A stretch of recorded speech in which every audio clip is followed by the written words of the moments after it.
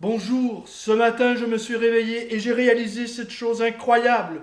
Je suis devenu le Stéphane Bern québécois. Alors aujourd'hui je vous invite, toujours dans ce musée, dans ce capharnaüm, dans ce bordel, je vous invite à poursuivre cette promenade, cette déambulation parmi les ruines, parmi les objets vieillots de la collection Nelson.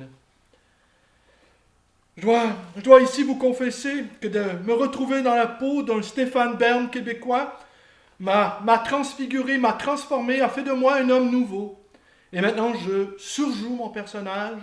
Je suis animé par une sorte de passion qui emporte tout et qui, j'espère, saura aussi vous amener ailleurs, sur les chemins d'un monde qui s'ouvre à nouveau. Bonjour, bienvenue dans l'atelier librairie, le livre voyageur. Mon nom est Bruno Stéphane Bern Lalonde. Et aujourd'hui, je vous entretiens de René Bazin. René Bazin,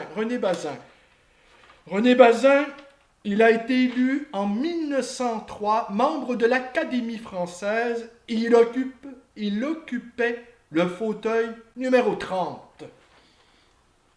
Alors, il est né en 1853 et décédé en 1932. Juriste, prof de droit, il est en quelque sorte, j'ai cru trop hâtivement qu'il était le John Grisham français. Mais j'ai erré là, j'ai lu trop rapidement la fiche Wikipédia, je me rétracte à l'instant. Il obtient une chaire en droit criminel et il passera sa vie à défendre la monarchie et les valeurs liées à la monarchie, c'est-à-dire la catholicité, la terre, l'honneur, les armoiries, les blasons et toutes ces merveilles qui peuplent la France. En 1885, il connaît le succès avec Ma tante Giron. Par la suite, il rencontre Ludovic Halévy. Et c'est ainsi que je vous invite à aller voir la vidéo que j'ai commise le 26 juin 2018, la vidéo Collection Nelson 2000, numéro 234. Et je rappelle ici succinctement la carrière d'Halévy. Il a été co-librettiste d'opéra, d'Offenbach et de Carmen, de Bizet, rien de moins.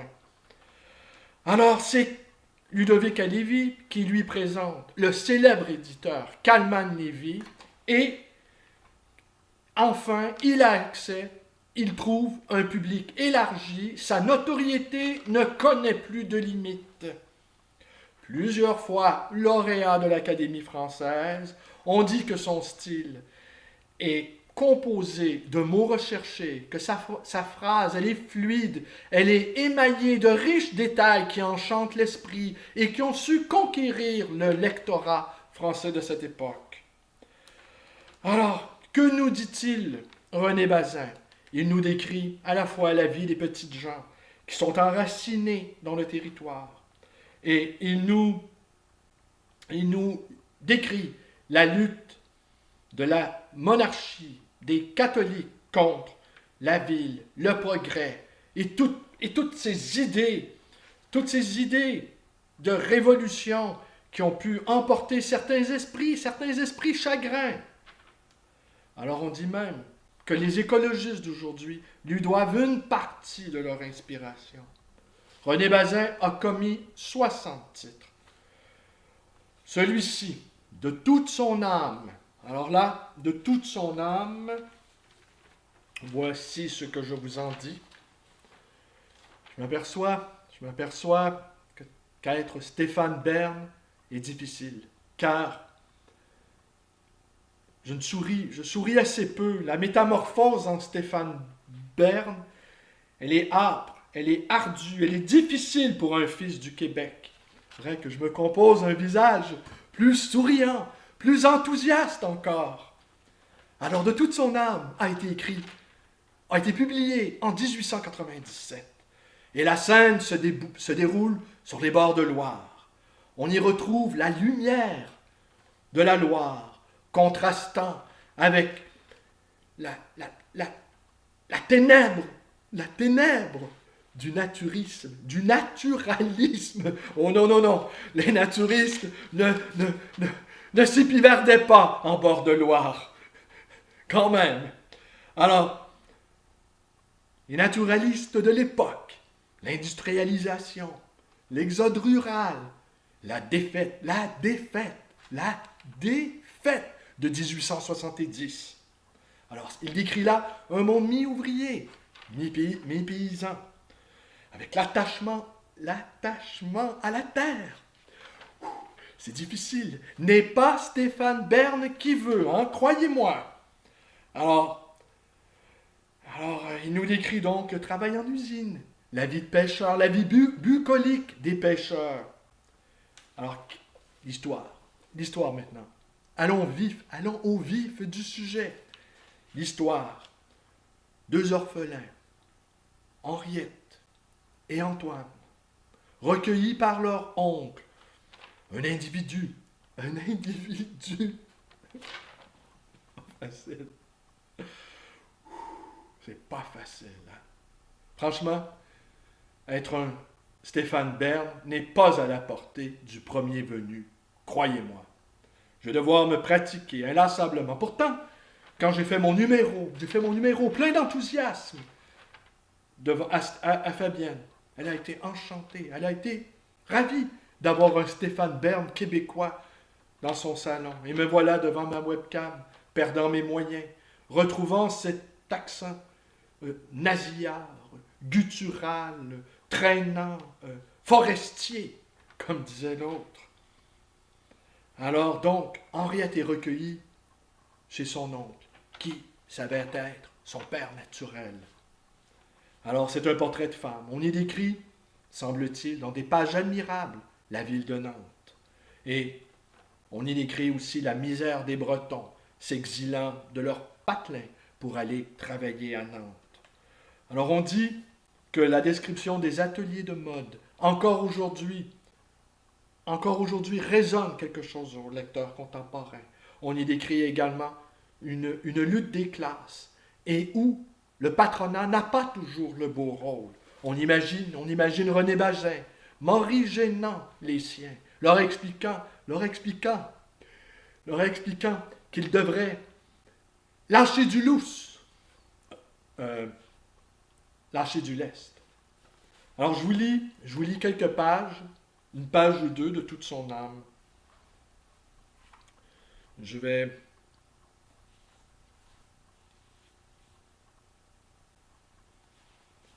On était à la fin de juin. Henriette n'avait pas revu Étienne. Mais une fois, son oncle Éloi avait dit « Brave garçon, cet Étienne Loutrel. Moi, je l'aime comme son genre décidé. Ça ferait la guerre comme un brave et aussi un bon mari. Qu'en penses-tu, Henriette ?»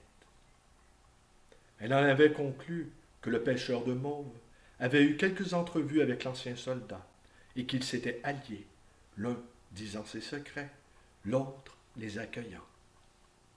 Elle s'en persuadait mieux encore en observant l'humeur de son oncle. Il ne se plaignait plus de sa main. Il était gai. Et il faisait des projets comme ceux qui ont une vie nouvelle devant eux. N'avait-il pas toute la vie d'Henriette qui doublait la sienne? Le travail diminuait de jour en jour chez Madame Clémence. Un samedi soir, Mademoiselle Reine, envoyée pour faire un réassortiment chez Mouriot, prit Henriette à part à la sortie de l'atelier et lui dit « Monsieur Mouriot vous demande d'aller le voir demain matin. C'est peut-être qu'il veut vous marier. » Lui, je n'ai pas causé 1 heure avec lui de toute ma vie. Monsieur Mouriot voulait bien me donner 10 mètres de galon d'or. Oui, mademoiselle. Et puis c'est tout. Oh, il vous a en grande estime pourtant. Reine, qui longeait les maisons à pas rapides, près d'Henriette, avait levé à demi vers elle l'ovale mince de son visage, et ses yeux de sainte de vitrail, ses yeux blonds comme 2 grains de café qui n'ont pas vu le feu, et elle avait ajouté, comme tout le monde d'ailleurs. Henriette se rendait donc chez M. Mouriot, 10 heures sonnant aux horloges de la ville. Il habitait dans le quartier le plus commerçant et le plus actif de Nantes, une petite rue descendant à la place Royale. Les boutiques étaient presque toutes fermées. La sienne ne l'était qu'à moitié, car les volets cachaient l'étalage ordinaire de passementeries, de fleurs artificielles, de plumes et de formes, mais la porte demeurait libre, un trou noir sur la rue. À l'intérieur, le magasin avait le dessin d'une hache, étroit d'abord, garni de casiers de marchandises, étagés le long des murs, et de 2 comptoirs de chêne, il s'élargissait au fond, où se trouvait un bureau, une armoire et un grand carton pendu au mur sur lequel étaient attachés entre des coulants de ficelle verte des bandes de papier, offres et demandes d'emploi pour mesdemoiselles les employées de la mode. Depuis de longues années, Mourieux ne quittait guère les 3 magasins, et même l'on peut dire l'arrière-boutique, vaguement réjoui par le jour qui tombait d'une cour contiguë à travers un vitrage. L'on y rencontrait à toute heure, et toujours le même, gros, trapu, les sourcils broussailleux, la moustache épaisse et courte, les cheveux noirs et gris, séparés sur le côté et ramenés en bourrelet bien lissé, jusqu'à l'oreille droite. Il était vulgaire et rude d'aspect. Ses yeux très enfoncés, très vifs, regardaient toujours droit et semblaient fouiller la cervelle de ceux qui lui parlaient. On le prenait d'abord pour un rustre intelligent, tout occupé de ses affaires, et qui s'entendait à surveiller ses 3 vendeurs et son caissier. Mais les jeunes filles de la mode avaient appris que sous cette enveloppe de gendarme en retraite se cachait le cœur le plus compatissant, le plus large et le plus humble qu'on pût trouver.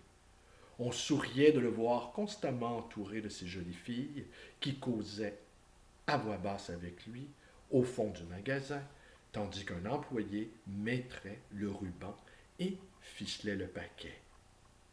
Mais elle, fine connaisseuse et qui discernait vite le secret mobile des attentions d'un homme, savait par expérience et par la tradition de leurs aînés que celui-là rendait service pour le seul service d'obliger par une espèce d'entraînement naturel devenu une habitude de 30 années. Elle l'adorait. Lui tenait registre de leurs demandes d'emploi, les plaçait, les recommandait aux patronnes qui s'adressaient à lui et forcément, sans le chercher, pénétrait souvent le mystère plus ou moins avouable de leur vie.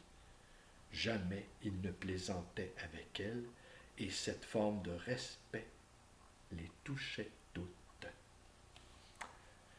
Alors, c'était un extrait de Toute son âme de René Bazin. Alors voilà, en conclusion de cette petite vidéo, où je me suis bien épivardé, je vais vous montrer un livre que j'ai commencé hier soir à parcourir, dans l'enthousiasme qui est le mien, l'enthousiasme naturel, un enthousiasme, dis-je, jaillissant, un enthousiasme resplendissant, un enthousiasme digne des plus grandes élucubrations.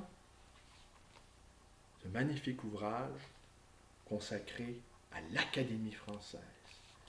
Car, au retour de mes vacances, j'entreprends cette chevauchée, cette traversée, cette envolée au-dessus de l'Académie, et je vais vous parler de tous les académiciens qui auront occupé un fauteuil. Vous le savez, ces fauteuils sont au nombre de 40, et j'ai réfléchi à la méthode, une méthode propre à mon idiosyncrasie, à mon génie naturel, une méthode où j'irai fauteuil par fauteuil.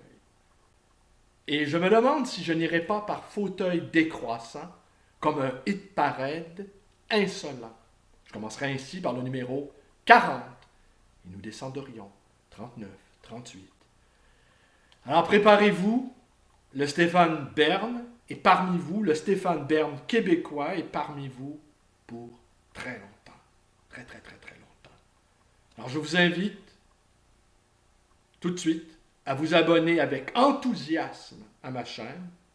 Mais avant, abonnez-vous à la chaîne de Fabienne Rock, cette émule également de Stéphane Bern.